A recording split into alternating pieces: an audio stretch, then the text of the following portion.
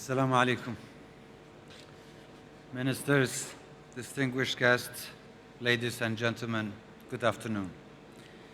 I'm honored to be here with you all today to talk about the future energy potential of the Kurdistan region of Iraq. I carry with me the good wishes and appreciations of my people. I take particular pleasure in giving this address from a place in which the forebears of many of you here had an extraordinary vision to build a state that would provide for its citizens and act as a beacon to the world. 50 years later, the UAE has achieved both. Your country is a powerhouse of our region, where leadership has wisely harnessed the natural resources and the abundant talent of its people. At each step of your journey, sustainable use of energy has been forthright. No other country in the world has been as effective in making energy a nation-building pillar.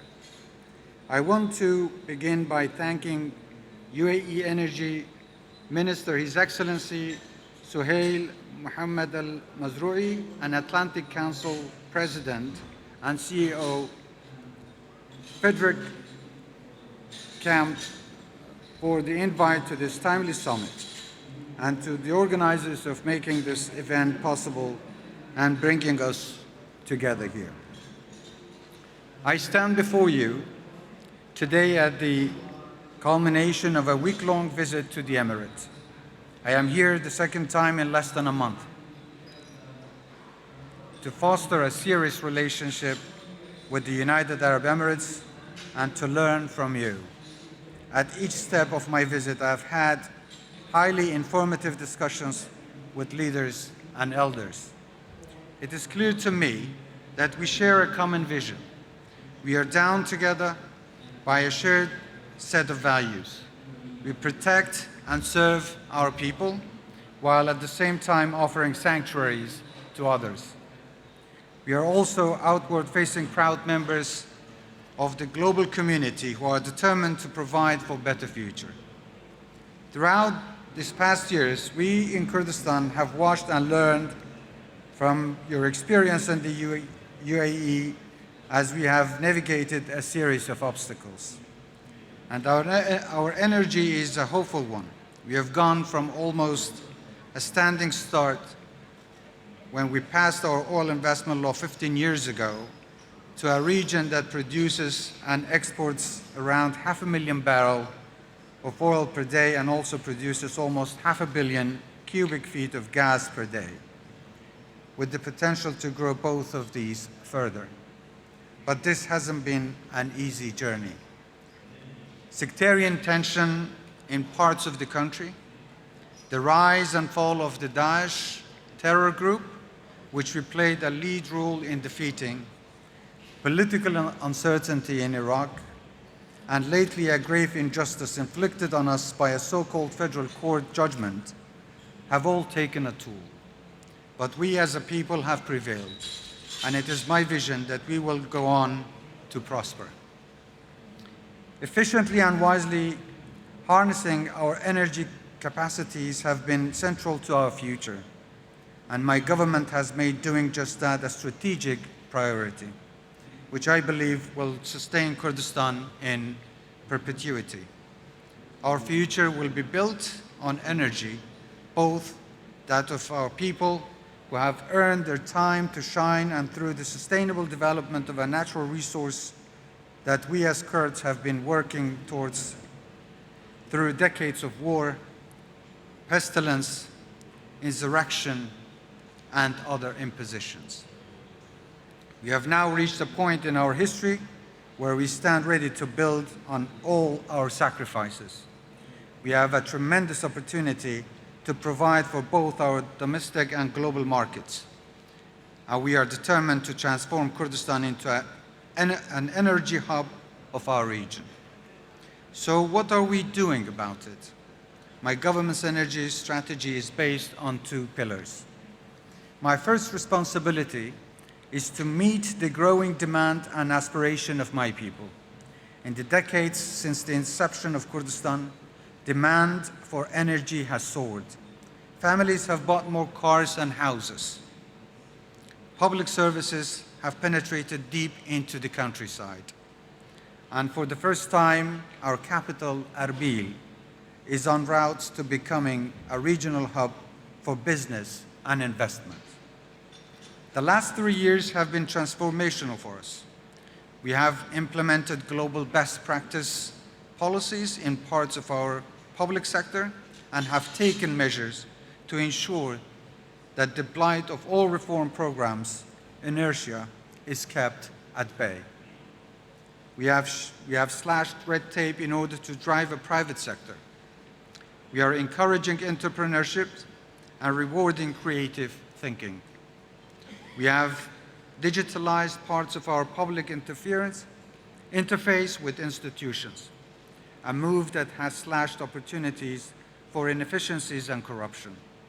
We are implementing banking and tax reform that will remove needless obstacles for investment and innovation. Growth is an essential path of our destination. My government has announced several major economic and industrial zones. But we have a long way to go. And even as we expand our capacity, we are being held back by our inability to meet the energy needs of some of our local authorities and partners. Demand for gas, for instance, is already more than double current production rates. This is not the situation we want to be in, and it is one we are taking urgent steps to address. Recently, the United States has recognized the potential in our gas sector and have partially financed efforts to increase production. I know some of our partners here today have already been in talks with my government and local authorities to help bridge other temporary gaps. We continue to invest in more power plants and renewables to power our future. And at the same time, we continue to develop an export potential. I'm confident that Kurdistan will soon become an important source of energy for the world's growing demand. We will become a net exporter of gas to the rest of Iraq, Turkey, and Europe in the near future, and help meet their energy security needs. Already we have an export oil capacity, which acts as an essential economic lifeline for us and a vital potential supply for our partners. I've also had talks with the federal government of Iraq, Turkey, and the Gulf countries about the regional railway network. I believe that this could be transformational for Iraq and the region, creating new trade routes and another window for regional cooperation. To meet this agenda, we will need help, the support of our friends, many of whom are here in this room, and the courage of our partners to overcome their inhibitions. A strong, economically independent Kurdistan is no threat to its neighbors or to our partners in Baghdad. In fact, it is the opposite. We have demonstrated time and again our strength of purpose and our loyalty to our friends. We are a people of our word. If we act as a united front, the challenges that affect us all can be mitigated. We can and will help countries of our region and beyond meet their energy needs, as well as consolidating our own society. As we continue to develop our oil and gas potential, we will retain a focus on renewable. The shift towards renewable energy is both a noble cause and an economic necessity. Renewable energy costs have fallen year on year. Governments have increasingly encouraged and in some cases financed the pivot to renewables. But I also remember well that over a decade ago, analysts warned that oil-dependent states and governments would be condemned to economic freefall lest they pivot to renewables, that it was now or never to win off oil and gas. They even had a name for it, the end of the fossil fuel era. And yet today, a conflict on the European continent has exposed the fallacy of that prediction. I should make it clear in this forum that we in Kurdistan have the capacity now to make up for at least some of the shortfall of oil in Europe, if our partners in Baghdad are prepared to work with us. So today I want to be realistic about our needs and cautious in our assessment. I have no doubt that oil and gas will remain an essential part of the energy mix of the foreseeable future. And though I recognize that we will inevitably win off dependence on an exclusive source of revenue and growth, it will not happen overnight.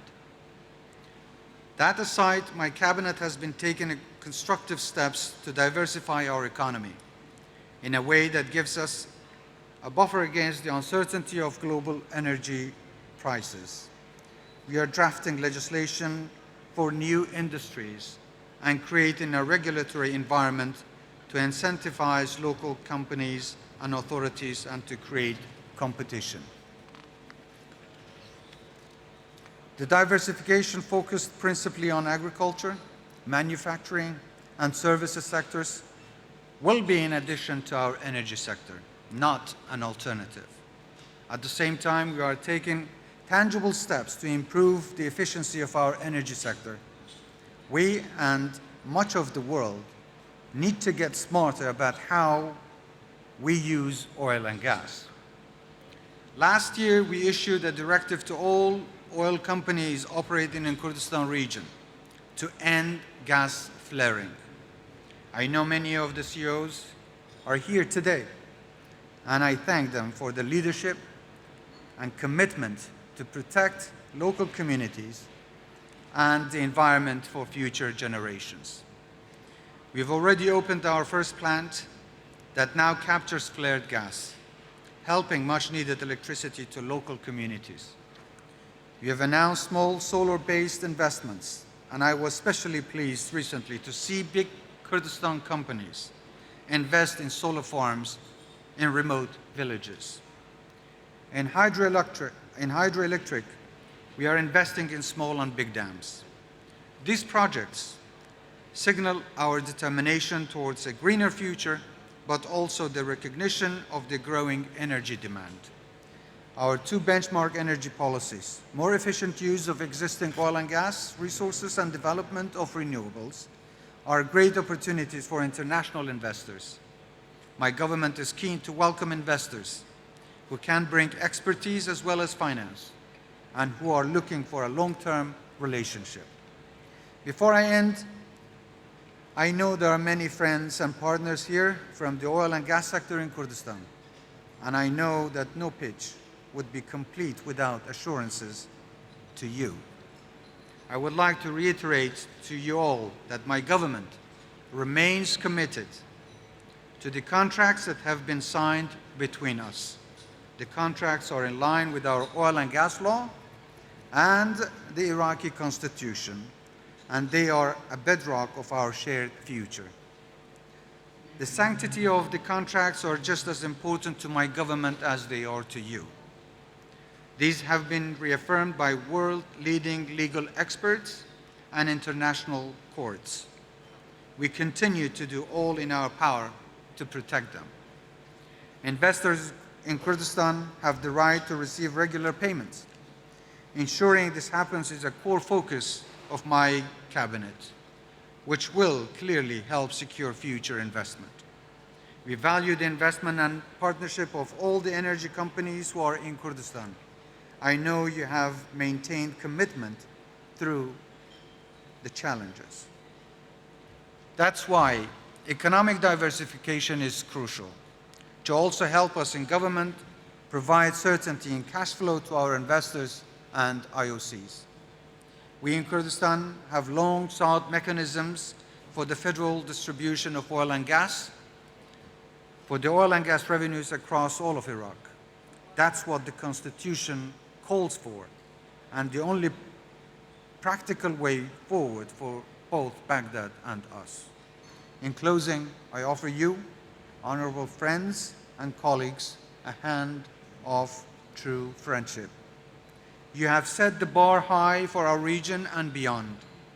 You have offered us a lot to emulate. As we continue to build Kurdistan, we will draw lessons from modern history's most successful nation builders. We are proud to call you partners and friends, and we look forward to welcoming you to our homeland just as warmly as you have accepted us into yours. Thank you very much. Wassalamu alaikum wa rahmatullah.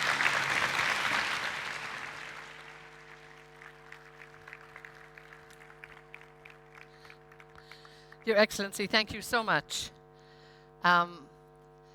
Thank you so much for that very enlightening, very encouraging, and very pragmatic talk to addressing the issues that are there, issues that I know you clearly feel very personally passionate about. So thank you for sharing them with us. And it sets up the tone for this panel, which is wonderful, because we'll really now get to grips in terms of what's happening here. And clearly, your dear partners who are joining us here, people who are committed to the region, people who are business people, so clearly they know what they're doing. They're there for a good purpose. They've been there for several years, so we're going to hear from them. And again, hear it played out, some of the great work that they're doing. So let me quickly introduce them. Just with me here is the CEO of Gulf Keystone Petroleum, Jon Harris. Lovely to have you with us. Bill Higgs joins us, the CEO of Genel Energy. Absolutely delighted to have with us Majid Jafar, the CEO of Crescent Petroleum. Ross Perot Jr. joins us, chairman of the Perot Group. And we're joined online also with Adel Chaouch, the president, CEO, and director of ShaMaran Petroleum. So this is our great team. These are people who are working over the years, working hard in Iraq, so in the Kurdistan region, and they will bring us up to date with what's going on, particularly with their business. Jon, if I may start with you. We look at the region, we've listened to the words of the Prime Minister, and again, tell us why you went to this region. Clearly, there was a business case some years ago, you have stayed, and nobody is here for a charity. You're business people. You have to provide energy. You also have to make money. So talk to us a little bit and bring us through what it has been for you. Sure. Essentially, the region offered great opportunity. It was recognized that it had great petroleum resource, and we were lucky enough to get a license and explore and find hydrocarbons and produce it. Now, our production has been going now since 2013, but we've not fulfilled the true potential, and we're very encouraged to continue to be a firm, strong partner for the Kurdistan region, but we'd also like to essentially invest more and to develop the potential of the field. But again, you're also looking at what, 45,000 barrels at the moment, so... Yeah, we're currently producing 45,000 barrels a day, and we'd like to double that, essentially.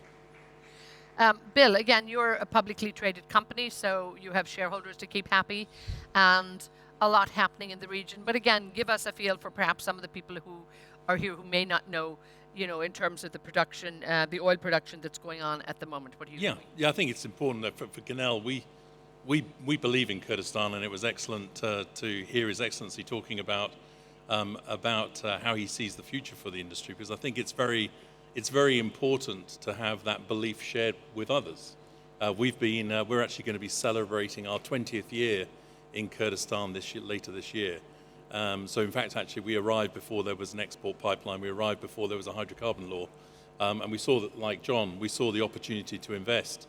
And we still see that opportunity to invest and clearly see that this is a marketplace that provides the opportunity to produce very resilient barrels, and as His Excellency said, also barrels which are environmentally as friendly as they can be.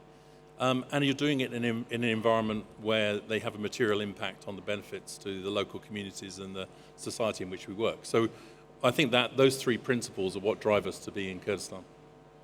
Majid, we've seen, you know, an increase for Crescent Petroleum, 50% gas in the last few years, but also, you know, you're planning expansion as well.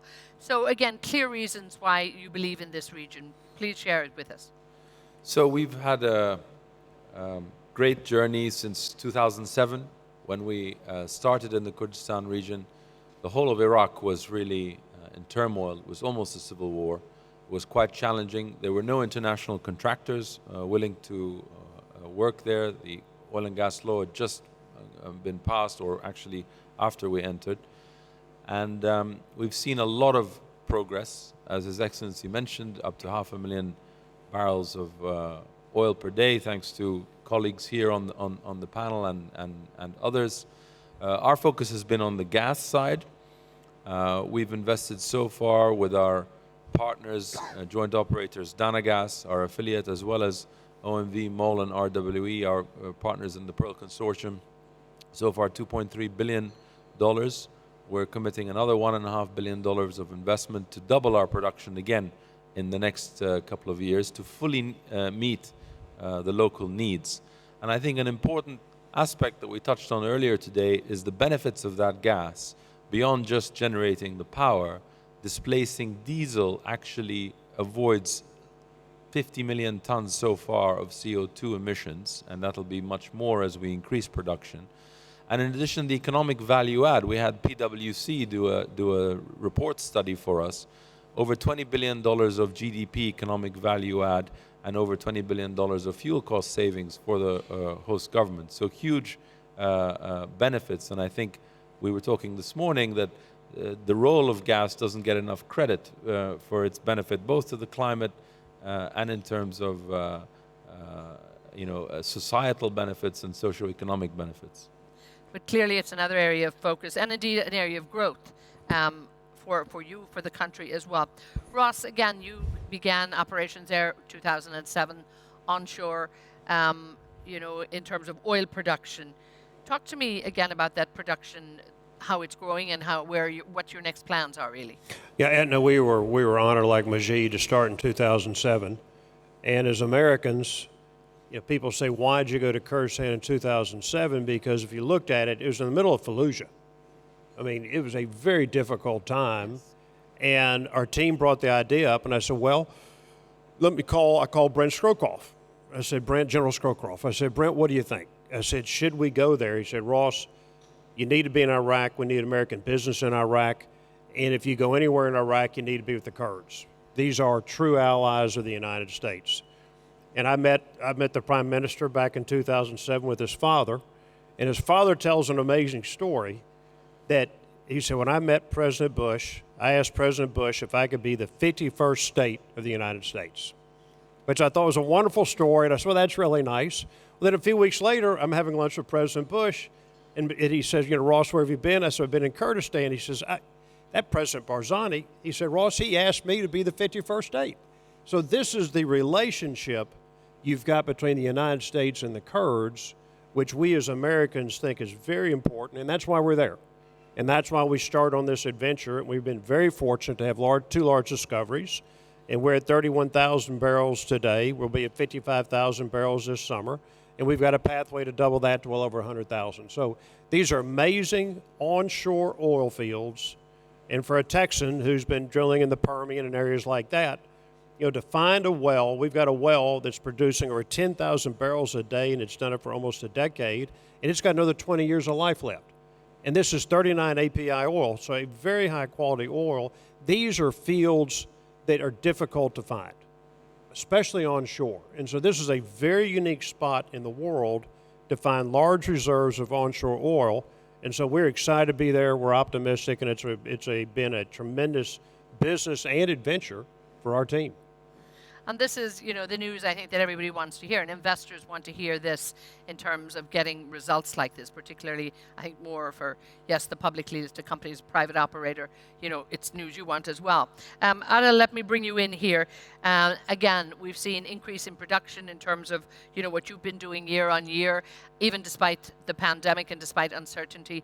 Talk to us a little bit about how you've managed to ramp up the oil production. Well, thank you, Edna. I'm glad to be here. It's certainly been an honor to be in Kurdistan since 2007, along with our colleagues like Majid and Ross Jr.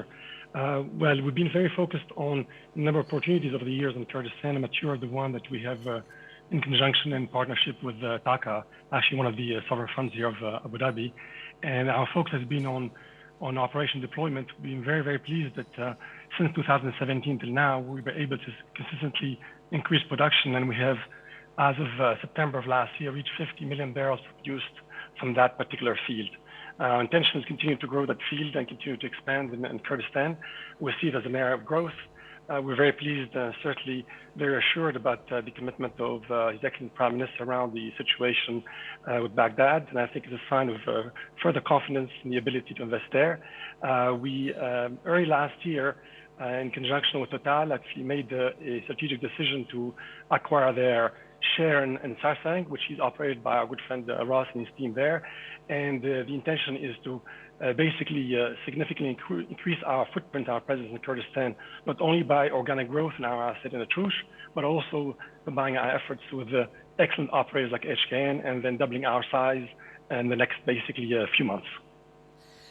Well, it's good to hear a situation or sort of report almost from all of you in terms of the work that you're doing and the ability to actually do that work. But, if one looks at, initial reports in the media, in the headlines, it sounds like it's not a great place to do business. Everybody talks about the headlines, or, we're hearing a lot more in terms of late payments. Nobody's saying no payments, but there seems to be difficulties and challenges within it. Talk us through this in terms of how we're looking at Bill. You're a publicly listed company.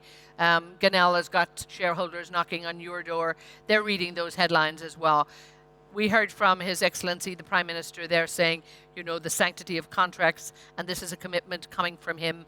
So, yes, there's mixed messages, I'm sure, but you're the people on the ground. How, in reality, is it? Yeah, and I think that's a clear part of this belief statement that we have, is that clearly we are, those of us that are publicly traded, are discounted relative to our peers that trade in other jurisdictions. And that discount is as a consequence of the risk placed on us producing and operating in Kurdistan. Now, we're very content and happy with that risk. We have a very strong relationship with the Kurdistan regional government. So what it is it's about what actions and behaviors can we take to provide that level of certainty to the world out there, to investors more broadly, that Kurdistan is a good place to invest. And I think, to His Excellency's point, it is around, unfortunately, we have to announce when we get paid. And that is a signal to the markets when it's irregular, that there's uncertainty. And as His Excellency also pointed out, the Supreme Court ruling in Baghdad is real noise on the international market's appetite for looking at Kurdistan. But I think it is about working together, getting these signals right, so that we as the public companies become a way of measuring how Kurdistan is perceived. And that, I think, then becomes part of this investability story for moving into other businesses and other industries. Majid, but when you're operating there and you hear of this, and we take, of course, we listen to what you said, a grave injustice in terms of what has happened coming out of Baghdad recently. Yes, the headlines grasp this and say it's all going horribly wrong in Kurdistan again, in Baghdad. But as operators, how do you look at this, and what do you take from it? Does it make you nervous? So, in terms of challenges, there are challenges in every environment. When we entered, and everybody here on this panel were pioneers, which is really important. And we take a long-term perspective. Our contracts are long term. We've been now close to 15 years, actually 15 years this year, and our contracts run till middle of the century. So it's really a partnership. We've been through many things together. Among them was Daesh. I remember a lot of the oil majors who were by then in Kurdistan all rushed to the airport when Daesh, and they weren't even really operating, they just had offices in Erbil. It's the guys up here, the companies up here, and others, DNO and others who are not here, who remained, who invested, who grew the production, and who are still there today. So we've been through many challenges. I mean, there were rocket attacks in Erbil recently, but again, there have been rocket attacks in Abu Dhabi and even this week in Saudi. Unfortunately, these things, you know, are happening in our region. We take the long-term view and the commitment to both the government and the people, and really doing what's right by them in terms of the energy provision and the economic value add. As far as Baghdad and the rest of Iraq, my family is originally Iraqi, and my grandfather actually laid the foundations for the modern petroleum industry in Iraq back in the 1950s when he was development minister, and actually inaugurated the hydroelectric dams in Kurdistan, which are still producing power today. And for the 50 years until we started producing gas in 2008, they were the only sources of indigenous power within the Kurdistan region. So there has been neglect, and the constitution, as far as we're concerned, is very clear. And we're aware of the politics in Baghdad and what might drive this or that. So we're not concerned, and we take the long-term view and make sure that everything we do is in line with the Iraqi constitution. And as I said, the policies that actually benefit the people of the Kurdistan region and all of Iraq. And Bill, not Bill, sorry, forgive me, John. Again, you've had a history there as well. In terms of ease of doing business, you know, are you happy there at the moment, or, you know, anybody in your company getting nervous about what's happening? I think, as the others have said, you know, we're in this for the long game. We've been here for 15 years already, and we see. Sorry, can you? And we're going to be in it for the long game to continue as well.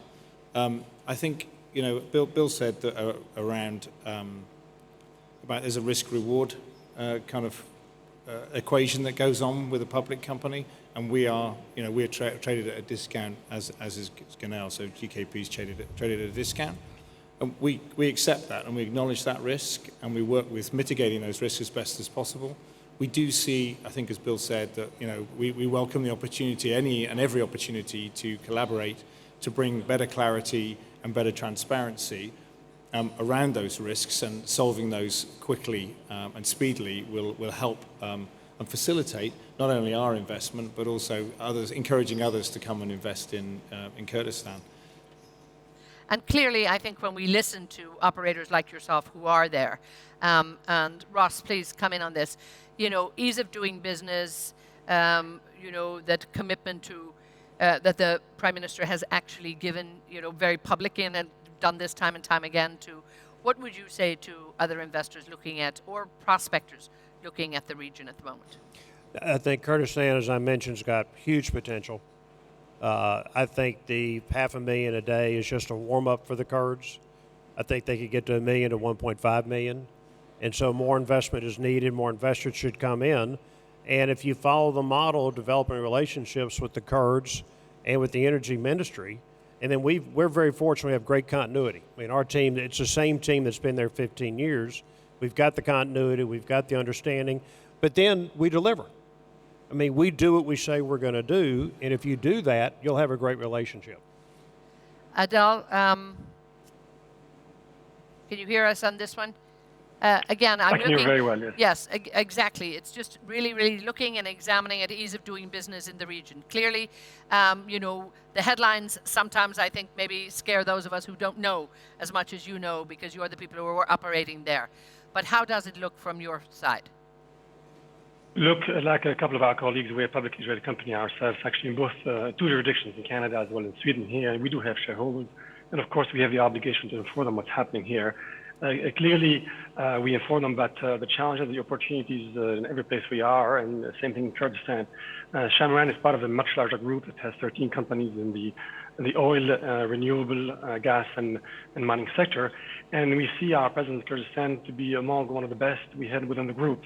We able to establish a relationship with the government and local communities for a long time. And I think that relationship will continue to build as we continue to mature our business. Now, it is, of course, the challenges are very specific to Kurdistan, are different from what you see in other places in the world, like, for example, on the shale Permian and other places, maybe in West Africa.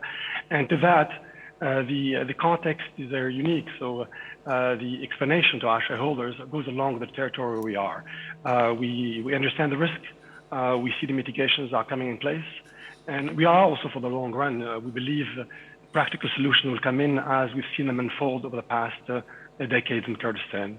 So we committed to that, and we believe in the ability of the Kurdistan region to find these practical solutions to address these challenges. And I believe they certainly will do. Majid, when we look at the potential for gas, you're the only gas operator, so to speak, here. And again, the Prime Minister talks about that. I think one theme we're hearing at this Atlantic Council too is the tremendous opportunity for gas. And we look at the situation in Europe, we look at what's happening in Russia. Is there enough gas there, and is there the potential that actually gas from Kurdistan could one day be coming and servicing the European market? Yes, so this point about global energy security, which has come to the fore, of course, because of the conflict in Europe, and we're absolutely hearing that all day today in every panel session, I would say. And I think the role that the Kurdistan region plays, first of all on oil, the 500,000 barrels a day of oil and the potential to increase that is critical for current oil markets. And then on the gas side, as I said, we will be at a BCF a day within a couple of years, and covering the domestic needs within the Kurdistan region. And we have proven up through our appraisal works 15 trillion cubic feet of gas reserves and potential resources of 80 trillion cubic feet. So the potential to meet the local needs, including other parts of Iraq, but also export to Turkey and on to Europe is there. And there aren't many, I can't think of any other resources like that could supply pipeline gas within a meaningful time frame. So absolutely the geostrategic importance of the region is now, I think, increasingly becoming recognized. And just stay with that for a moment too, in terms of, investment. What are we looking at in, the expansion, the possibilities that are there? This is all going to take a lot of investment. And at the moment, it may change for the short term in terms of availability and encouraging investments for hydrocarbons. But is the investment there? Are you happy that you can access it? So I think, as I said, so far we've invested $2.3 billion. And in addition to our equity investment, those of our partners, we've had finance support from local banks here in the UAE, contractors as partners, contractor financing, and also, as His Excellency mentioned, late last year, we successfully announced a $250 million finance from the U.S. Development Finance Corporation, one of only 2 hydrocarbon projects in the world that they financed, which is the other one is in Sierra Leone, also gas to power, because they recognize not only the socio-economic benefits and the strategic benefits, but the climate benefits in gas replacing diesel fuel. And we're currently pursuing several different financing options, and we're confident that it'll be doable to achieve the expansion plans that are underway and needed. Bill, talk to us about investment. I think it's something from all of you, our audience here would like to hear as well. Because, when we look at investment houses around the world and they're looking at their ESG requirements too, oil is certainly not number one. Yes. Has it got a lot more difficult to actually raise investment? It clearly has, although we because of the recent events and because of the rise in commodity prices, Yes. we're seeing a significant shift back towards the, to the oil and gas markets. But I mean, I think what we need is a clear framework, because these longer term investments require line of sight that they can actually be repaid, and I think that's one of the biggest challenges when we look. It's not an issue in Kurdistan, and again, I think it's fantastic to hear His Excellency talk about sanctity of contract. The challenge is when you deal with the European market and you're looking for longer term contracts to get gas projects up and going from northern Iraq. It requires that commitment to hydrocarbons for a longer horizon than I think people think about. And what we need to, I was thinking about this earlier, we often talk about the energy transition and about hydrocarbons or a pathway, or the hydrocarbons are a bridge.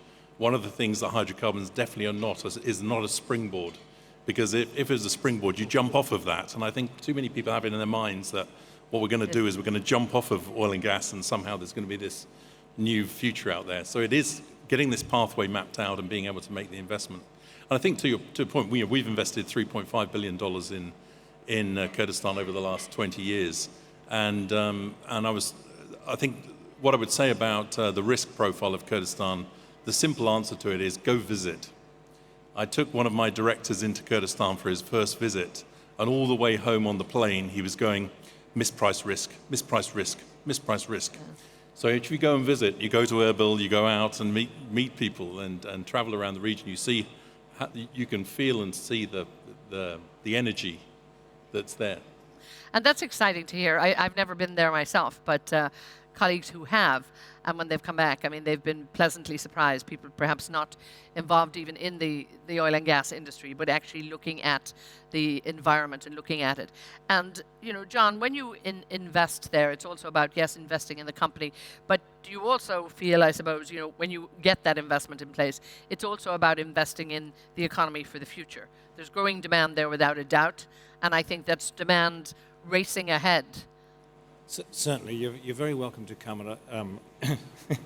I'll have to come and do a trip, a visit. Well, please come. Please come. We'll help you with that. On your question around investing for the future, I see it, because we're all talking about huge potential. I see it, and also that His Excellency talked about a strategic imperative to increase hydrocarbon and gas production. I think it's really. We share that vision. We share that vision that really our investment, our future investment, we've only invested 1.7 billion, so I'm humbled by the rest of these investors on the stage. We haven't invested as much, but there's an opportunity for us to kind of certainly catch some of them up. And I think what that does is it provides a huge wealth of opportunity. An opportunity for the government share in our contracts will be huge. So it allows them to take that money and to build out, diversify the economy, transition the economy into renewable energies and green energies as part of that. I also see it as a massive opportunity to really invest in our people. We've just seen now the amount of local content in our development expenditure is absolutely ramping up. You know, it used to be a very disappointing number. Now we're actually getting up to very high percentages. You know, like 70% of our investment is in local firms, and also the development of the people as well. It's a huge opportunity to invest in the people, both in developing engineering skills, but all sets of skills across the whole business chain. So I think it's a massive opportunity for Kurdistan. Thank you. We're going to have to begin to wrap this up, and I'm terribly sorry about that. One area we haven't talked a lot about, and you know, you did mention it, Majid, too, is the environment there. Perhaps, Adel, if we could finish that on that note from you as you look to the future and the concerns and the work that you're doing in terms of making sure that your production is environmentally sound and that it's do no harm, and make sure that you're looking ahead to a transition of energy, but to a sustainable future as well. Yes, thank you for that. I'll cover a couple of items here.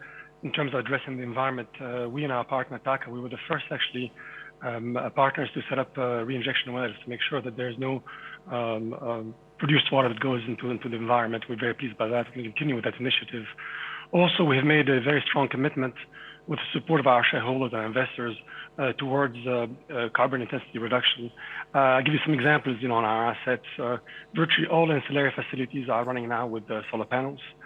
We are in the process of deploying our gas solution to basically remove the flared gas right now, use it to displace diesel that is currently used for power generation on our sites. So we'll replace it, with a lower carbon intensity source of gas. And as we speak, we are in the process of deploying a solution, a nature-based solution here to mitigate the carbon production here and shorten basically the cycle to bring our barrels to a carbon zero in a very short order. Jon, a few closing words. You talk about being in this for the long term. Clearly, you're looking ahead to the opportunities that are there. I know that you are very concerned about gas flaring. This is something you're working on as well. So that focus on sustainable energy in terms of being a clean product, but also being a long-lasting business. Yeah, absolutely. We are very concerned about our Scope 1 and Scope 2 emissions. And we are, currently we're out tendering for a contractor to come in and take our flared gas and re-inject it into the reservoir. So ultimately, we won't be flaring anymore. And then I think we're also working hard on a whole raft of other opportunities to further reduce our CO2 emissions and drive those down to an absolute minimum. Thank you. Ross, again, I'm sure this is a priority for every producer in the region as well, making sure that the sustainability in terms of product and business is built in. Sustainability is very important. But I think one part of sustainability is how do you localize your workforce? And with the highest, the thing I enjoy most when I go to Kurdistan and meet our team is meeting all the young Kurds that have joined our team. And I look at these young men and women learning great lifetime skills, and I think of the prosperity it'll bring to their families and to their children. That's the sustainable focus we have, is really providing jobs to our Kurdish team. But then how do you take care of your neighborhood? How do you take care of all the little towns you work in? How do you take care of the mayors? We build schools, we build gyms. During COVID, we brought out masks, we did vaccines. I mean, that's the thing we like to do. We really do try to make a region better and improve it every day. So in terms of being a responsible producer, but also being a responsible corporate player. Bill, just a closing word from you. Yeah, I think it's absolutely right. It's the whole package of ESG. When we think about ESG, we've made $60 million of contributions to local communities and projects. And like Jon, we actually initiated with our partner DNO the first gas re-injection project at the Peshkabir field to reduce the flaring there. But it is this total, as Ross says, it's this total package of how can you make a difference, which comes back to those three principles of resilience in your returns so that you can make the subsequent investments, make sure you get your emissions as low as possible, and make sure you're having an impact on the communities where you work.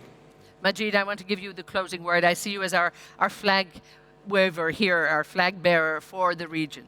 Thank you. So I think it is a real success story. I would encourage everybody to visit. My father, our chairman, who's here with us, says it reminds him of the UAE and Dubai in the early days when you see the development there and how quickly it's changing. And I think the key there is it's a pro-private sector approach. They put in a world-class oil law, and they put in production sharing and other types of investment contracts.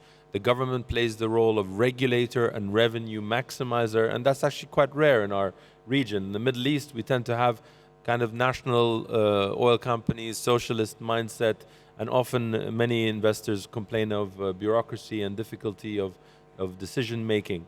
So it's been a very positive, pro-investment approach, and I would commend all to visit and learn in all sectors. And that's wonderful to hear, I think, from all of you. As I say, your business people, you started this operation off with, a focus there. And again, it has to be that win-win for everybody. So despite any uncertainties to which you say, can exist and will exist in any investment, we wish you all the best. So our time is up, I'm afraid. I want to thank you so much. Adel, thank you for joining us. Jon, Bill, Majid, and Ross, thank you so much. Delighted to have you. And